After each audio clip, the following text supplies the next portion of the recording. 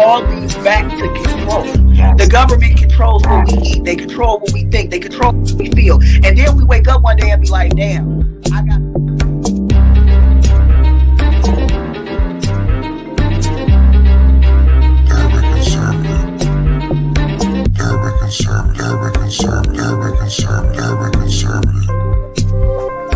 But isn't that American dream?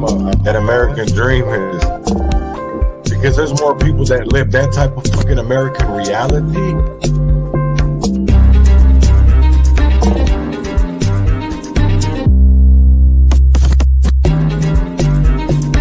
But isn't that American dream? That American dream is because there's more people that live that type of fucking American reality. But isn't that American dream? That American dream is because there's more people that live that type of fucking American reality.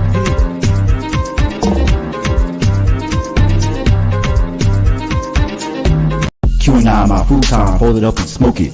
Transgression of progression of a war we ain't asked for. Transgression of progression of a war we ain't asked for.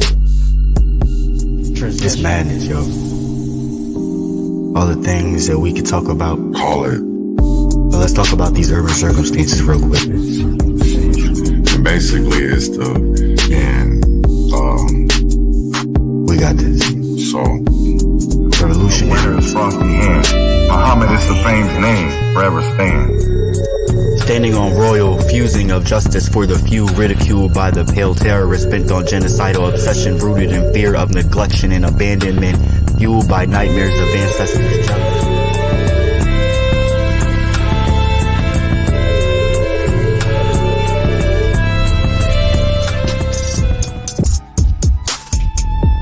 because at the end of the day, I still want to be able to I don't dislike George Washington. The kind of friends I think all friends should be like my friends. My friends are the kind of friends I think everyone needs.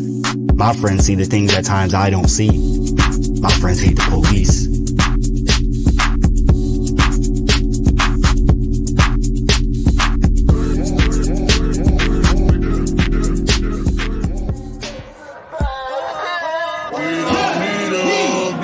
What has changed?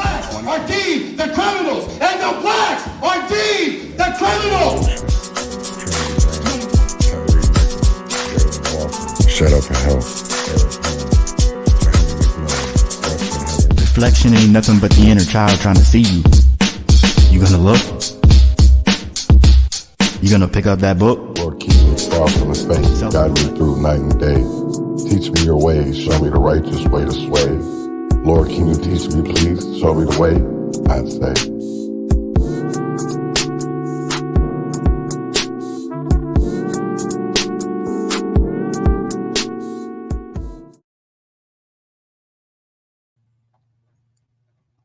Good morning, good morning, good morning, good morning, good morning, good morning, good morning, and grand rising. Welcome back to another episode of the Urban Conservative with Chaz Neal. We're excited to have you join us on this journey of thoughtful discourse and community engagement. The Urban Conservative is proudly sponsored by the Leon Block Network, an organization committed to promoting transparency, truth, and accountability in our media landscape. Here at the Urban Conservative, our mission remains steadfast to bring you the latest news directly from the streets, addressing critical topics such as gun violence, crime, politics, and perhaps most importantly, exploring solutions to the profound challenges our communities face. As we embark on this third season, the focus is clear. It's time to actively contribute to the transformation of our communities for the better. How can we achieve this? The answer lies in a multifaceted approach that starts with reconnecting with our core family values. Strengthening our sense of community is paramount. Fostering bonds that transcend the barriers that often divide us. Moreover, it involves embracing our foundational roots, recognizing the historical and cultural threads that weave through the fabric of our society. In this season, we're calling for more than words. We seek action. It's a plea to move beyond mere rhetoric and engage in tangible, impactful initiatives that contribute to positive change. The time for empty words has passed. Now more than ever, we need to put our convictions into action, together united by a common purpose. We can make a substantial and lasting difference in the well-being of our communities. So join us on this journey as we explore not only the challenges, but also the opportunities for growth and progress. Together, let's turn our shared vision for stronger, safer, and more connected communities into a reality. Thank you for being a part of the Urban Conservative with Chaz Neal, a platform dedicated to fostering change and making a positive impact on the world around us. Set up and help. Let me start off by saying, we live in a cold world, and we're such desensitized to various topics, subjects, especially when it comes to Black people. And yesterday definitely didn't go the way that I thought it was gonna go. You know what I'm saying? And honestly, I really want to crawl in a rock, man, and not ever, come out.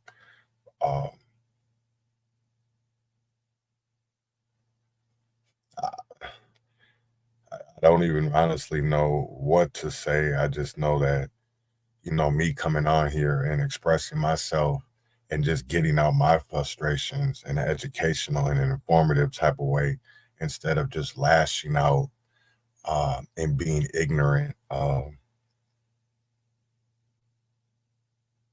Because, yeah, all I'm asking for is just pray for my family. I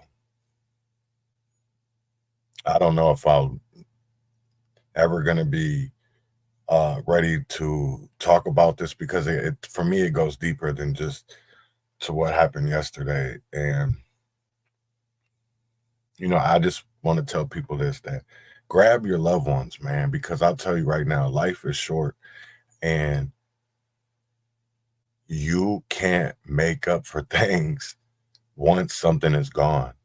You can't take back yesterday. You can't take back last month. You know what I'm saying? So I want people to know, man, if you love somebody and you really care about them and it's something small and petty, get that shit out the way, man, because life is short. We're not promised tomorrow.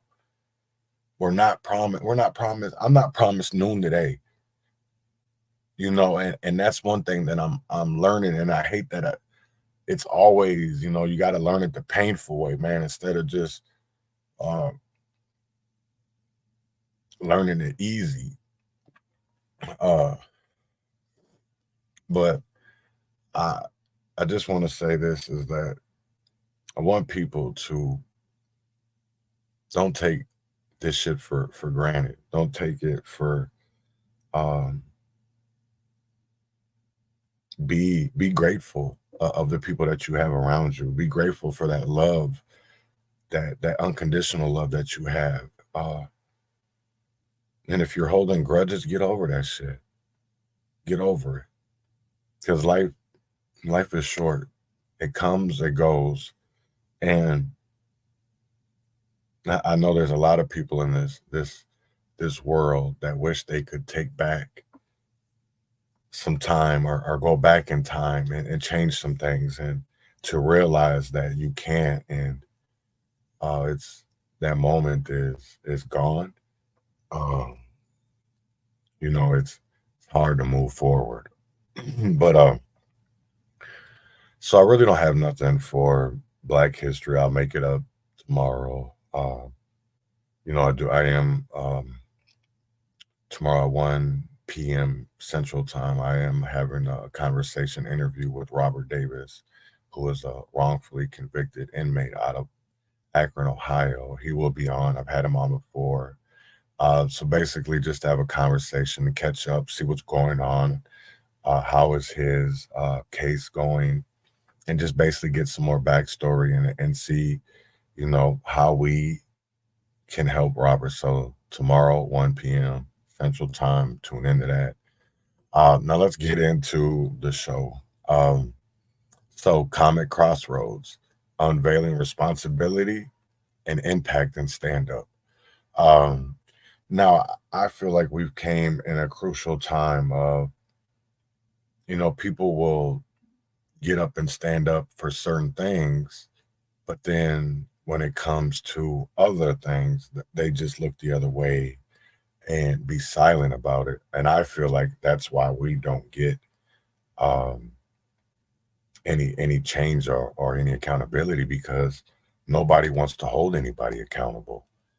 And when it is time to hold, you know, that's one thing that I'm starting to realize, is that even with all these people that are out here doing conversations or having interviews and out here speaking their truth, you know what I'm saying? And I'm not even going to say their truth, but speaking the truth, and they get canceled.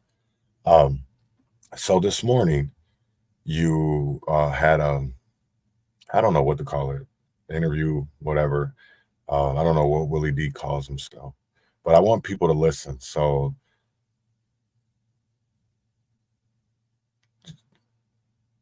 if you don't know who this is David Lucas, who is the shock comedian. I don't know what to call him, a shock comedian. I think that's what he calls himself. But just listen, because he really gets in depth. This is the beginning of a conversation between him and Willie D, who is based in Houston, Texas, where George Floyd actually is from. This wild, crazy, beautiful world. In the studio, Dave. Appreciate you for taking the opportunity to talk to me.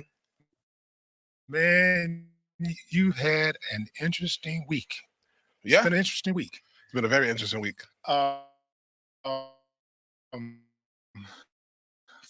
those of you who don't know, first of all, there's been a plethora of comedians. David, at one of his recent shows, that was, I believe that was at the Funny Bone in Kansas City. Yes, sir. Kansas City. Yeah. David said that he would not have kneeled on that nigga.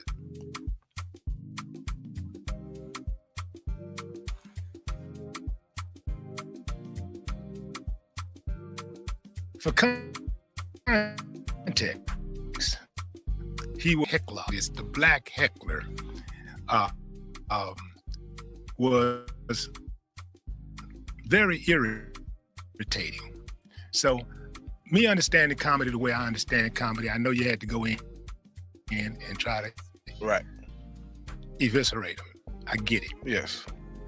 So, I told him that you're trying to, you're showing why these white folks, these good white folks, why George Floyd got a knee on his neck. Right. Now, you would have been cool right there, perhaps, depending on how you look at it. You could have counted your losses, or you could have counted your wins. Okay. But you took it a step further. And the crowd, at that point, the crowd, which that you never have knew, you would have shot. You've had a week or so to think about what you said, being defiant and unapologetic about it.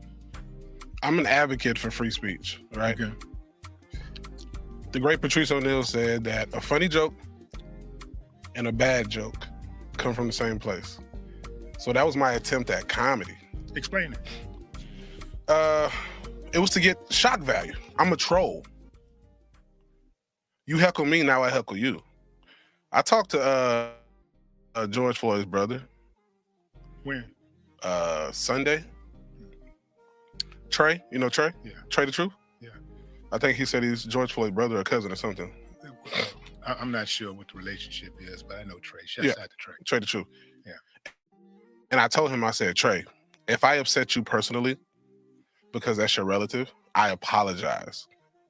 But I don't apologize for doing a joke. Who are we as the gatekeepers to say when a joke goes too far? I joke about beating on white women. I joke about killing white women. I joke about gay people. I joke about the transsexual community. So the moment I apologize for a George Floyd joke, now I gotta apologize for every other joke. So who in this situation is the gatekeeper to tell me you went too far? Or you didn't go far enough? Is it because I'm famous? If Dave Chappelle would have said that joke, what would have happened? He might would have been a little wittier because he's been doing comedy longer than me, but it's all in the name of laughter, all in the name of free speech. And a lot of people say, you're pandering, you're doing this, you're doing that. How? Because I said a joke about a black guy in front of a majority of my fan base. That's no secret. Black for some never like comedy because I'm different. And I don't go up there and talk about big dick, little dick, big pussy, big ass jokes. Those are not my jokes. My jokes are very cerebral. So if you come to my show, I'm out of, but on your drive home, you're going to be thinking a lot. Advocate for free speech too. You told me that you were familiar with my music, and I get it. I get free speech. So, but I get free speech. Okay. Now check this out. Stop this for a minute, and I want to play something else real quick before we go on with David Lucas. Now, this is in Minnesota, in St. Paul, on another podcast, but a different person, not David Lucas. I said, fuck George Floyd. And the reason in your feelings for saying fuck George Floyd. They didn't say nothing when George Floyd kicked that woman door in the middle of the night, nigga, when she was pregnant and went and robbed and put that gun to her belly and threatened to kill her and her baby. They didn't say nothing to about George Floyd then. Nigga, I don't support no criminals in no shape, form, or fashion. I'm more with the victims. I wouldn't give a damn, nigga. I wouldn't give a damn, but I'm one of these kind of niggas. Some bitch, don't lay on me. Nigga, I got a will to live. Weak ass nigga. You gonna kick that black woman door in, nigga, stick a gun to her belly when that white man just lay on you, nigga. Fight, nigga. Fight. So fuck that nigga. Any other nigga that rides with all weak ass niggas. The niggas I know would make that white boy put his gun and shoot, nigga.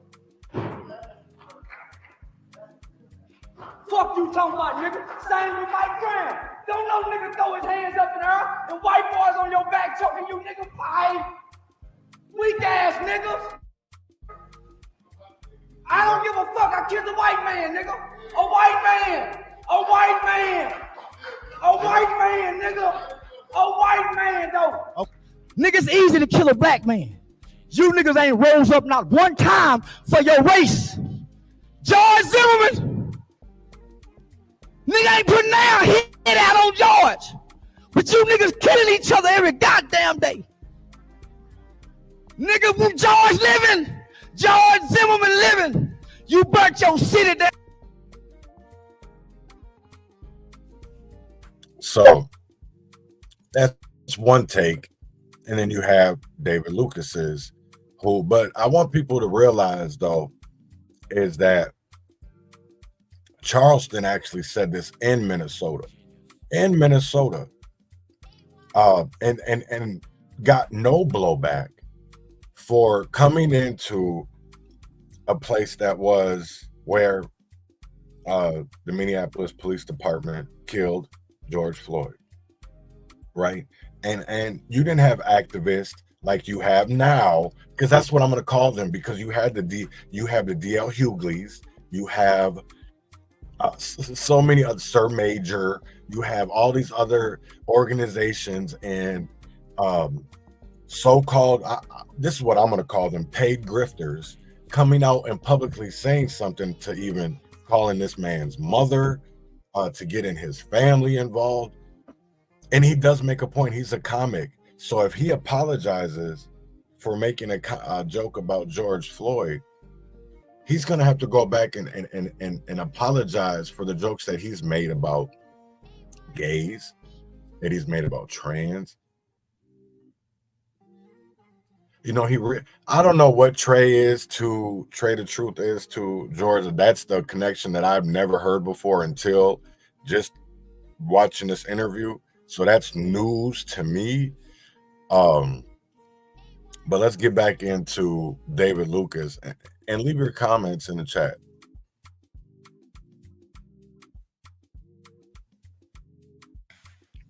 Comedy. And I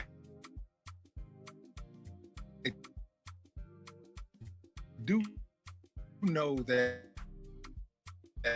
comedy is subjective.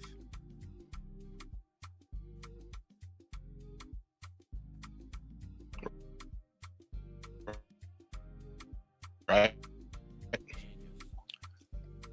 What's offensive to one person may not be offensive to another person. Telling jokes about black folks' pain and that we. So a food joke is for everybody. A food stamp joke is for everybody. Everybody's on welfare. In fact,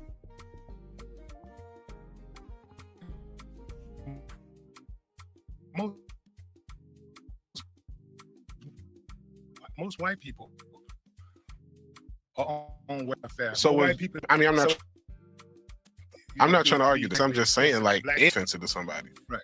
Anything could be offensive. My dad died in November. You know him?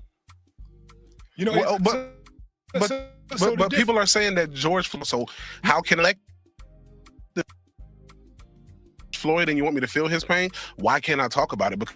Because comedy is a coping. I don't necessarily believe that George Floyd pain should be your pain. What I'm speaking to is that. But I should relate to it, right? No, but I'm having empathy. All of us should have a capacity to have about what somebody who died, and it sparked an entire movement all around the world because black people, black men specifically, are being gunned down in the streets like dogs by the police, and there's no accountability for it. And so here's the thing. I get that you have a majority white audience and you have to tell jokes that makes them laugh also. But here's the difference. Can I ask you a question, Mr. Willie? But here's the difference. Let me finish the point. Okay. Absolutely, you can ask me a question. The point is George Floyd, what happened to George Floyd could happen to you. It's more likely to happen to you than anybody in your white fan base. Okay. And so that's the difference. And also is because, see, when you crack jokes about white folks and that could possibly offend white folks, right? The difference between offending them and offending us is that they can decide when they don't want to laugh anymore. And when they want to shut you down, they could shut you down. We don't have the luxury or the power to shut you down. Like at any point, you ain't playing no more funny. You ain't playing at the Funny Bone anymore. You're not gonna play at the Improv. You're not playing at none of these arenas and stuff that we own. They could shut you down. You ain't getting no films. You ain't getting no sitcoms. And that is the difference I do believe in why black comics will apologize. I don't believe but stay away from jokes that offend white folks. I don't agree. Explain. Because I have jokes that offend white people. What I'm saying, I get that. But there is, when it comes to jokes that offend white folks, you can tell jokes that offend white folks. That's not a big. Folks are laughing at those jokes. As long as white folks, for example, Richard Pryor would tell jokes about white folks all the time. Richard So is Pryor that was the one of the biggest? most Let me was pause one it. of the most conscious. So is that the biggest issue? Is because his audience is white? Now I'm gonna play what all transpired that day.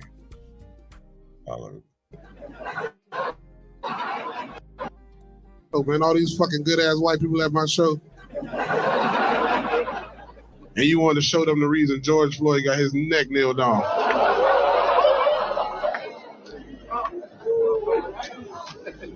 Don't ooh at that joke.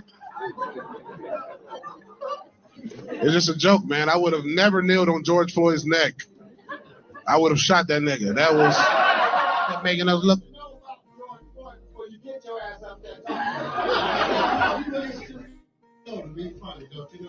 It's called comedy, nigga. How many more black fans I gotta hit that might leave? Oh, good shit, man. I got. Cause nigga, I was just warming up with that George Floyd shit.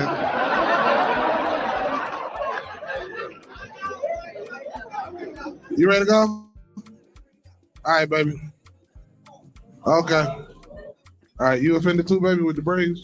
Right. You offended too? God damn, man, stop. Y'all good? Or y'all about to? Oh,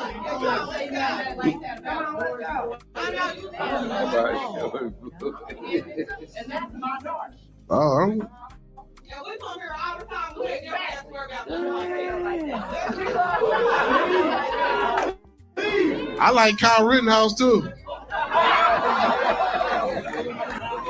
I like Kyle Rittenhouse too. You too, bro? God damn, bro. Oh, but you fuck with me a little bit, right? See that? Yeah. Damn, one more guy. Damn, man. That nigga don't even want to go, but his ride leaving.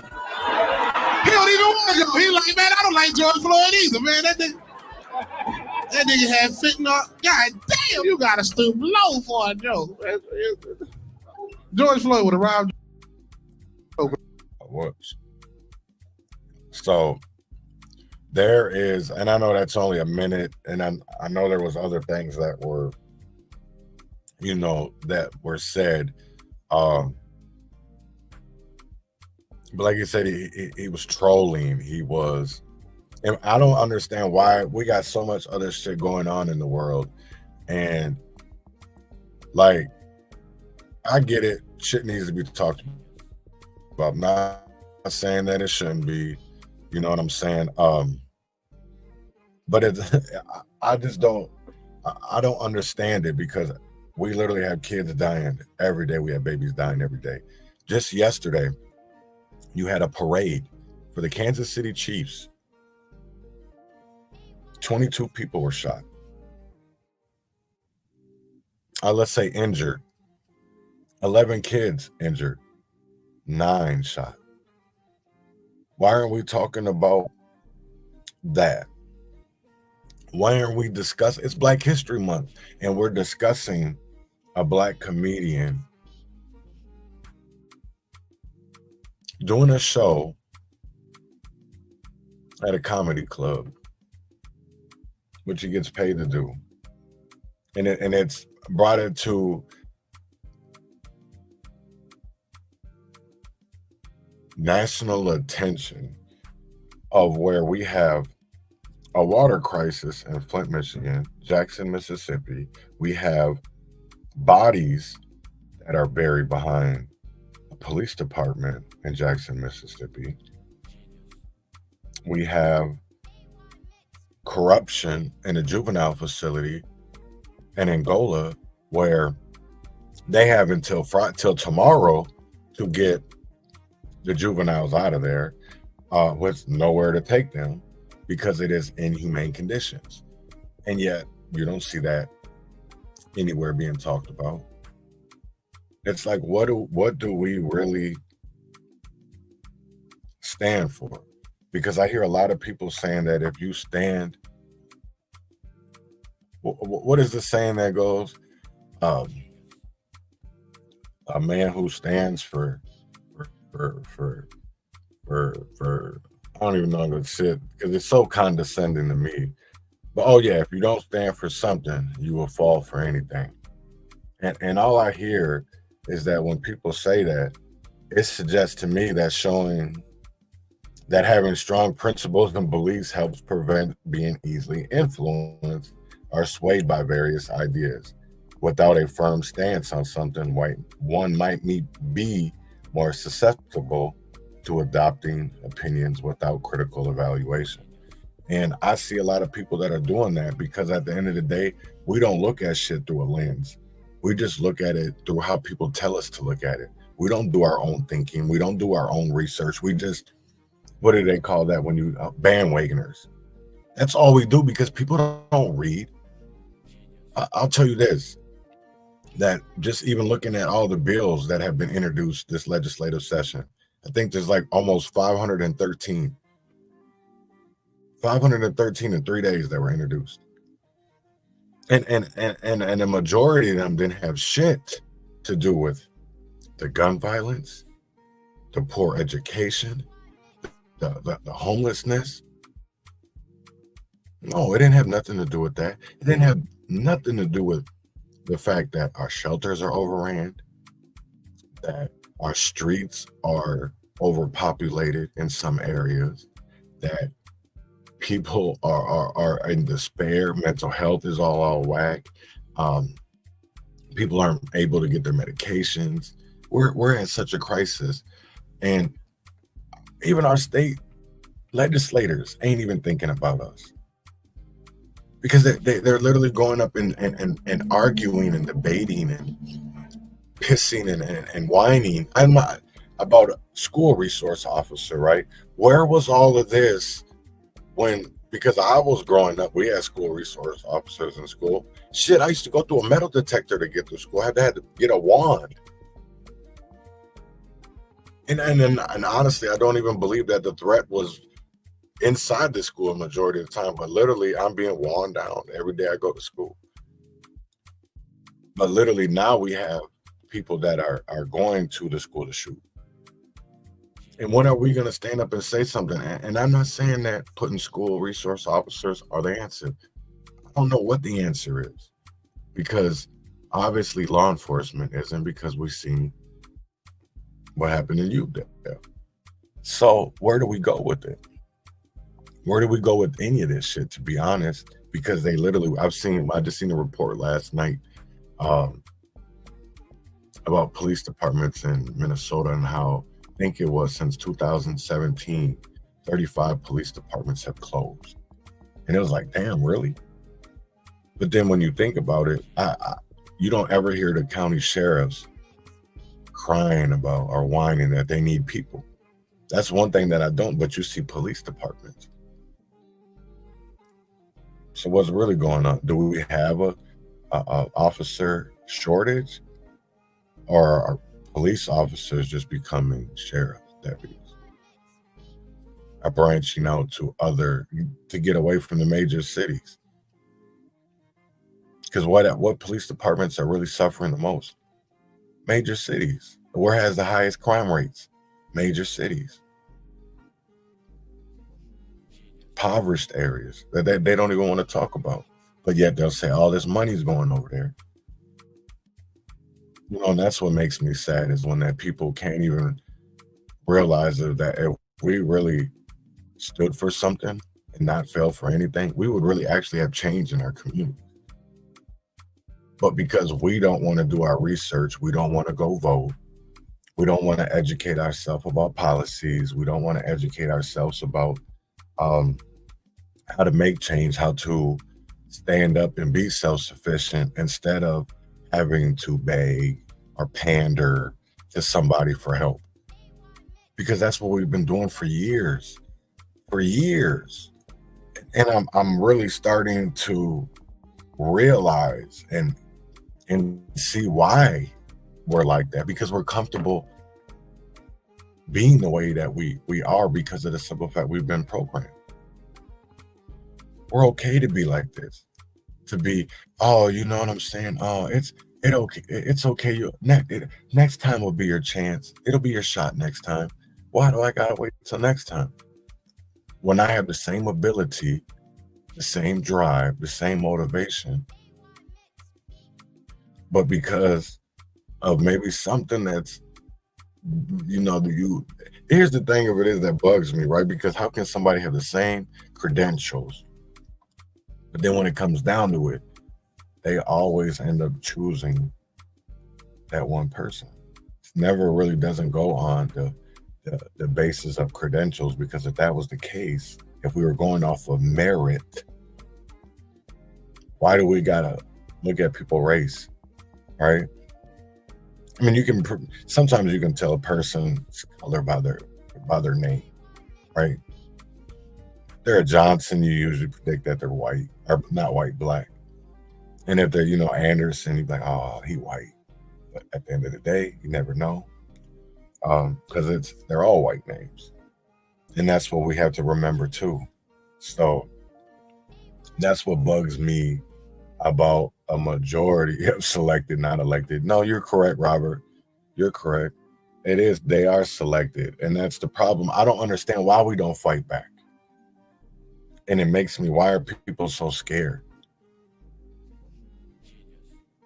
Because that's the one thing that I always notice in these spaces, right? And especially, it's an election year in every state.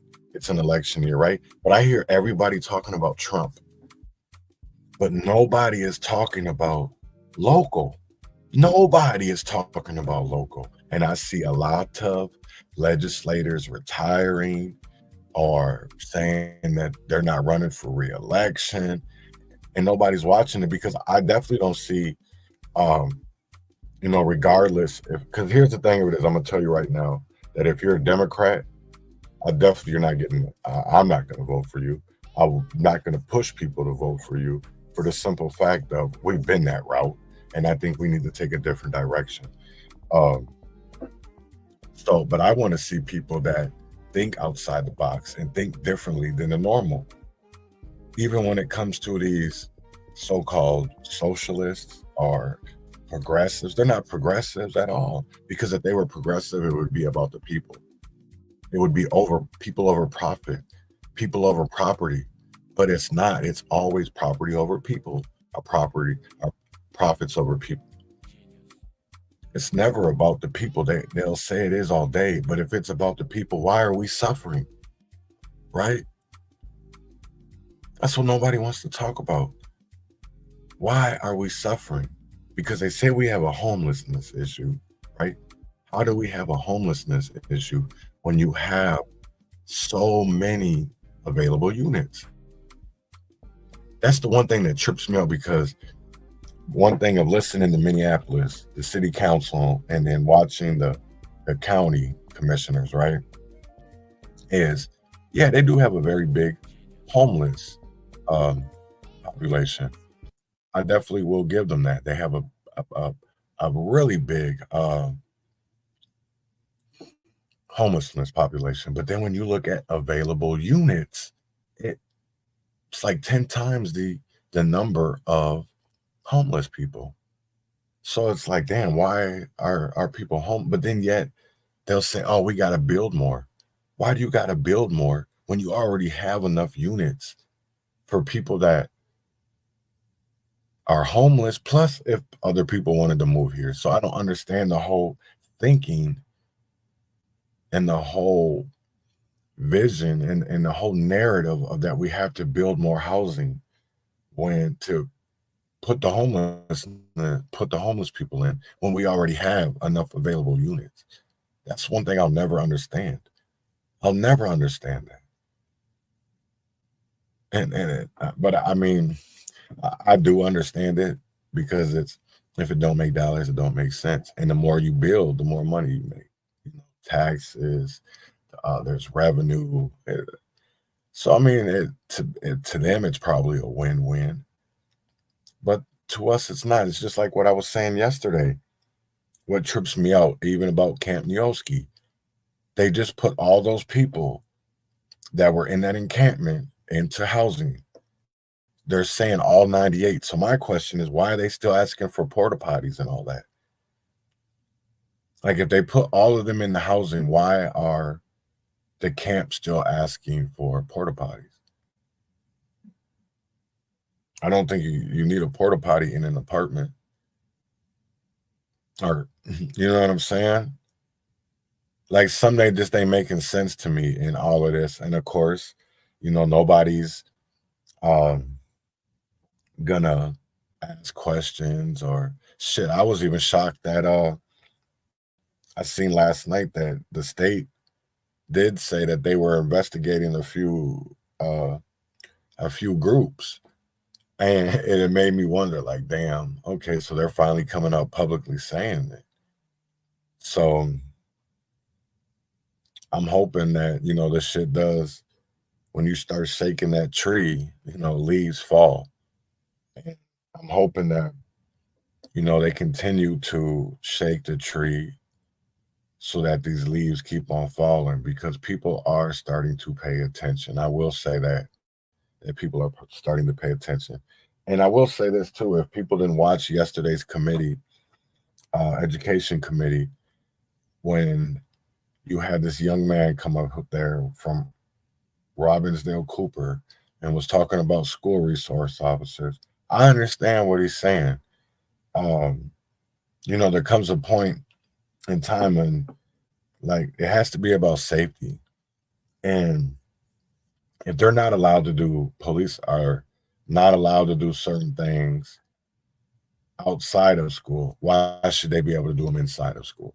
And I agree with that. I honestly feel like, police officers, they don't need to be slamming kids. They should be a buffer.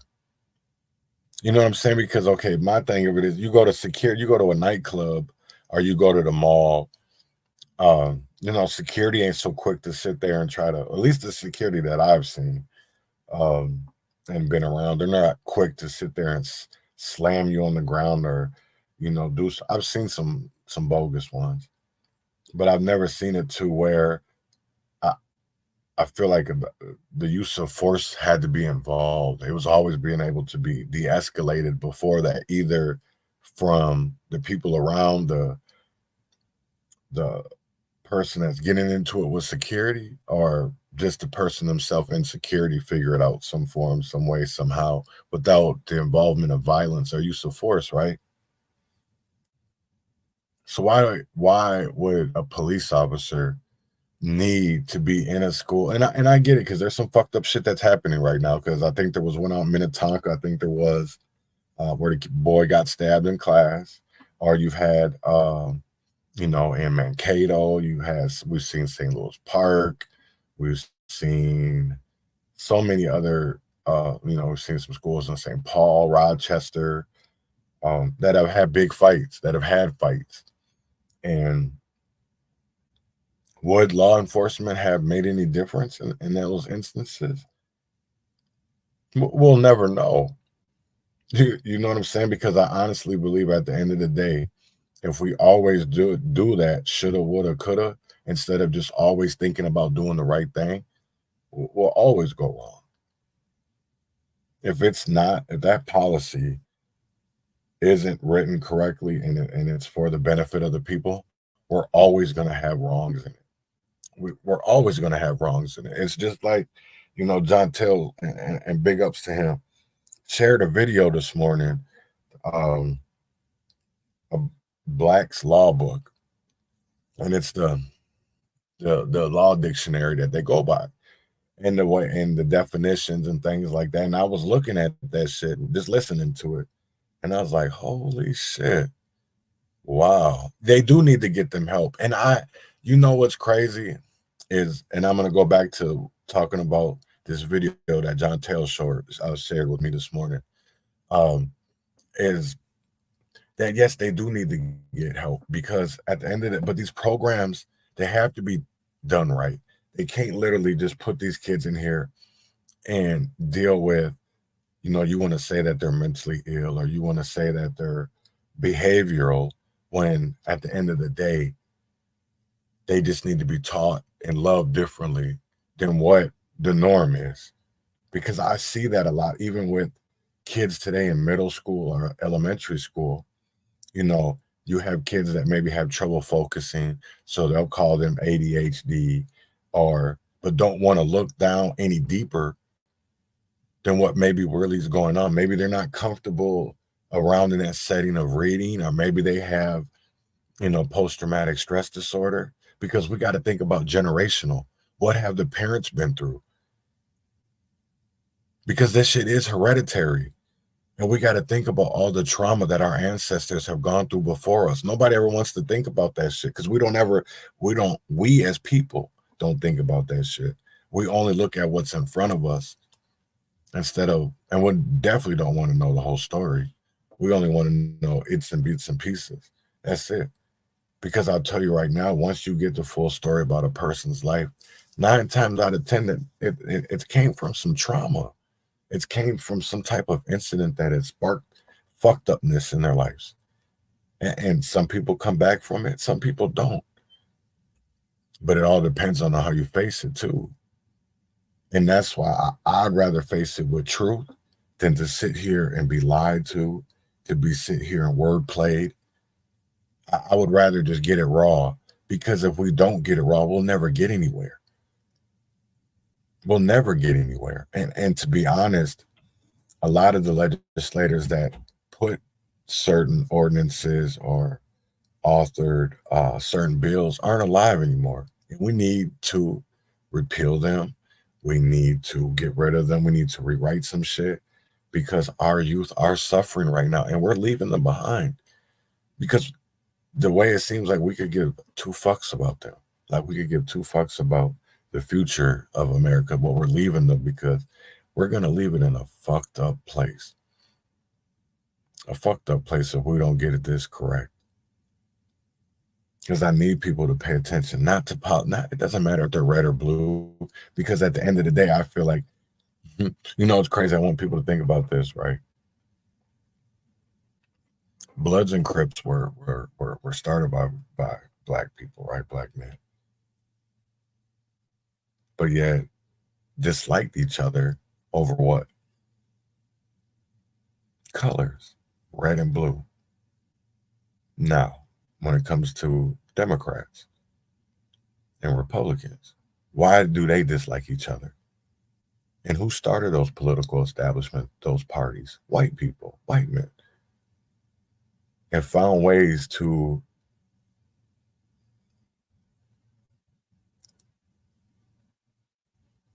fight each other over their ideology, to keep it, because it was about power.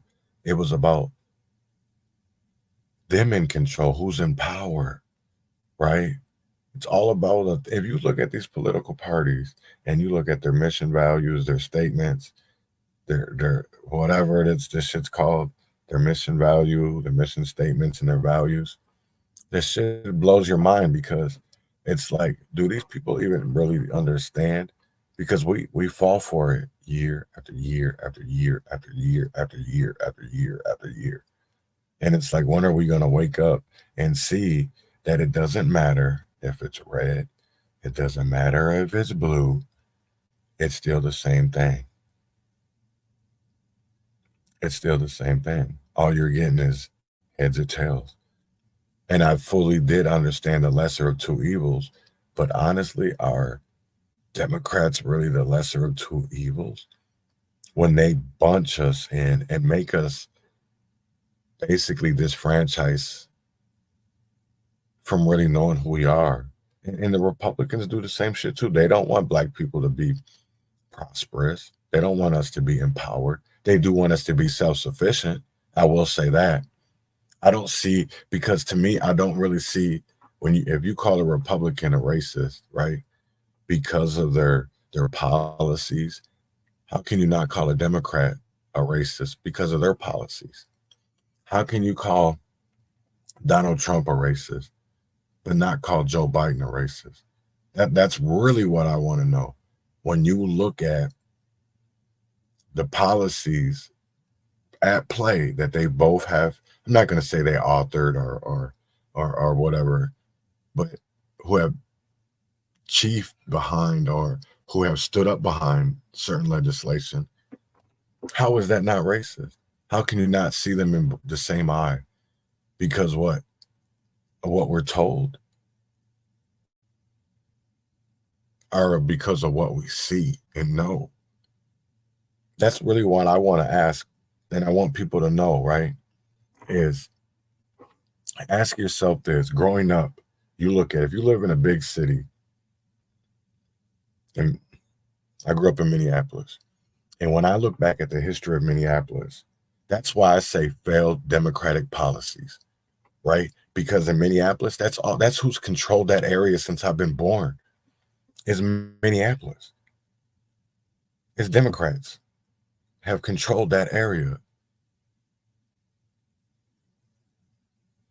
Have controlled Minneapolis since damn near the whole time I've been alive, right? So who can I can't blame the issues completely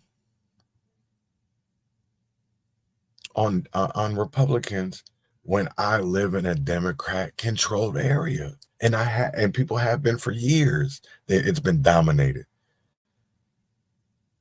by Democratic politics. So how can we blame Republicans when if you live in an inner city area, your area has literally been controlled by Democrats? Chicago, Detroit, and then in Minneapolis, and then we see all the corruption. You look at any big city, right? And I know people are going to say, well, you could say the same thing about Republicans. Yes, you can. Exactly my point. Exactly my point. But I'm going to pinpoint it to inner city areas because most of us didn't grow up in the country like our parents did, right? And we didn't grow up on farms. We grew up in public housing. We grew up in highly populated areas, right? We didn't grow up like our parents did. It was different. So you got to think about the times. And people will never understand that. Because we bypass it. We're taught to think a certain way instead of just looking at the shit for what it really is. So it's never been intended to see us as equals, because if they actually wanted to see us as equals, why do we need all these fucking amendments when the Constitution already includes us? I really want to know that. That's what I will never understand. And again, Loving versus Virginia proved that it was written in the Constitution.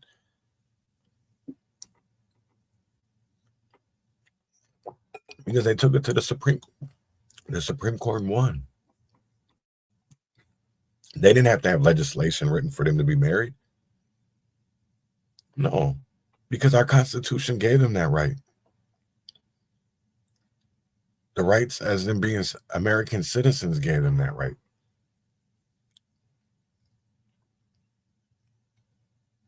But because politics wants us to see color, we see color. Because politics wanted us to be known as Negroes, or coloreds, or darkies, monkeys.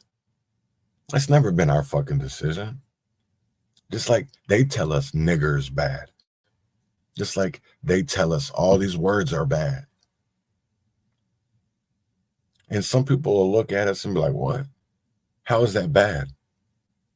Right? Because I'll tell you right now, it's crazy how I can literally sit in a room with some elders sometimes and the word nigga comes out. Don't be calling me no nigga boy. Man, let him be. If you really knew a nigga would, instead of listen to what them white people tell you, you'd be all right. And it makes you think like, damn, what you mean what the white people tell you? So then when you do your research on nigga, right?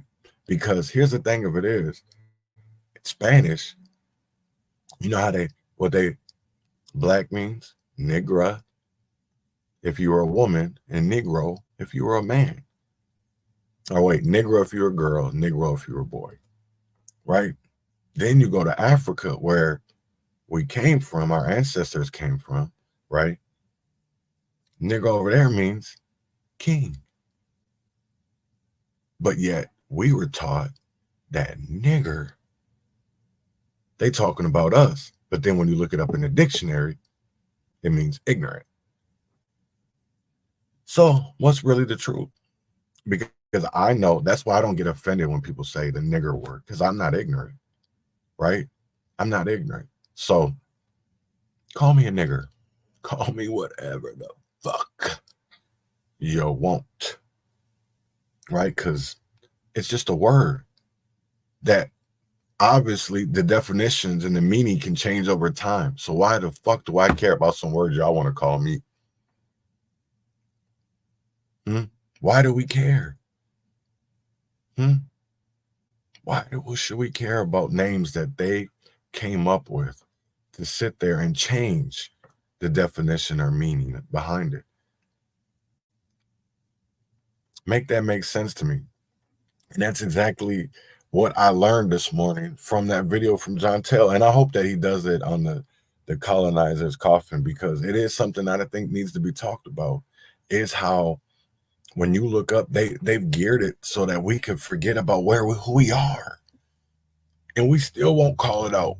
We still won't hold our people accountable. We won't hold, because I would say Ilhan Omar, but she's not us. So she could, you know what's crazy? To be called people of color works for her. To be called BIPOC works for her. Works for immigrants. And that shit don't work for us, dummies. They're literally writing us out, and people are too afraid to stand up for it because, oh, but they care about us. And that's my friend. That's my friend. Man, fuck your friend. Did y'all not listen to Harriet Tubman? Did y'all not listen to Malcolm? Sometimes you got to leave Negroes behind. And that's what we got to start doing. We got to start leaving these Negroes, start calling them out. Because we'll never get no change. Because it trips me out how everybody's in an uproar about David Lucas and how he made jokes. But what about all these people that scammed money off of George Floyd's name? Don't nobody want to talk about that shit. Don't nobody want to talk about that shit. But let a motherfucker joke. Let a motherfucker joke. But not some shit that money. Right? How about all that fucking money that these people raised in his name and scammed our fucking communities? Nobody want to get mad about that shit, but they want to get mad over a dude making a joke. A fucking joke. When at the end of the day, this shit is funny because we are a joke. Because we literally get mad over people making jokes, but we don't get mad about the people that make our community look like jokes. Because how can we call somebody a community leader when they literally have stolen money? Have stolen money. And started a nonprofit, a community a charity organization to help us, to help his community, to help the Black community, but instead helps himself. What kind of fucking shit is that? Or start organizations to just scam our community, and we don't get mad about that. We don't get mad about the Black community, right? That literally, y'all sit here and get mad at David Lucas, but how are y'all not getting mad at the Black church, where they literally have done oath of honor for police officers in a place where they had the funeral for George Floyd, but y'all don't get mad about that? Make it make sense to me. So at the end of the day, we all pick and choose of what we want to get mad about. And that's really obvious because it whatever's viral, whatever's trending is more, because it's about that feel-good shit. It's about that feel-good shit. And what's crazy is they won't call out Charleston like they'll call out David for the simple fact of they don't want to be looking like Soulja Boy. And what's crazy, they've caught this man literally they've caught him at the club. They've caught him in the barber chair, all of that. And he still stands on what he says. Still stands on it. They don't like people like that. And like he said, David Lucas just tweeted this morning, that's not an apology that he put out. Don't put narratives on that man's name. Because I don't see nobody asking Sir Major Ass to apologize, to take accountability for scamming off of George Floyd name.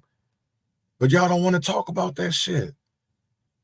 And that's what I say. How can you stand for something Because if you're standing on the disrespect of George Floyd, call it out for everybody, right? Because Sir Major stole damn near $1 million off of George Floyd name out here in these streets. Talking about getting justice for George Floyd, and I don't see nobody talking about that, but y'all will gang up with him to go on a man, call this man mama, right? You'll harass and do all of that shit, docs, do all of that shit, but yet won't look at the ringleader and call him out because y'all too scared, because you want to get on that money train, that gravy train, or for the simple fact of they have something on you. So that really honestly makes me want to really dig into all our little community leaders right now. Because if you're not going to call out Sir Major and you're just going to pity pat behind the guy, it really makes me wonder of why are you being silent about it? Because I know a lot of people in Atlanta are talking about it, because all you got to do is go on other pages and see that motherfuckers talk about the albino ass nigga all the time. And every time somebody calls him out about his scamming and his fraudulent behavior, they block people. That's why I don't care. That's why I literally listen. At the end of the day, I think a lot of them niggas are bitches. And I mean what I say. Yeah. I think they bitches. And I'm going to continue standing on that, because at the end of the day, if you cannot in the same breath, you want to jump on a man for making jokes, but not for a man that was literally scamming our communities in the name of a man that we supposed to be out here fighting. Just how is that not a joke?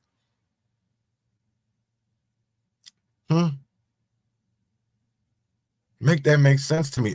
And I'm talking to a lot of people right now, even in Minneapolis, because y'all literally let that Charleston White come in here, say fuck George Floyd.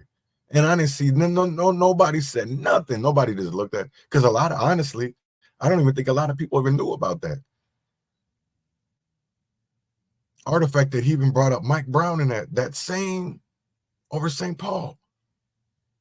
You didn't see people getting all rowdy leaving, and that was a crowd of not white people, black people. He really here's the thing of it is, man, that nigga be talking shit and y'all don't even realize it. It's because we're so quick to call each other out, but not a white man.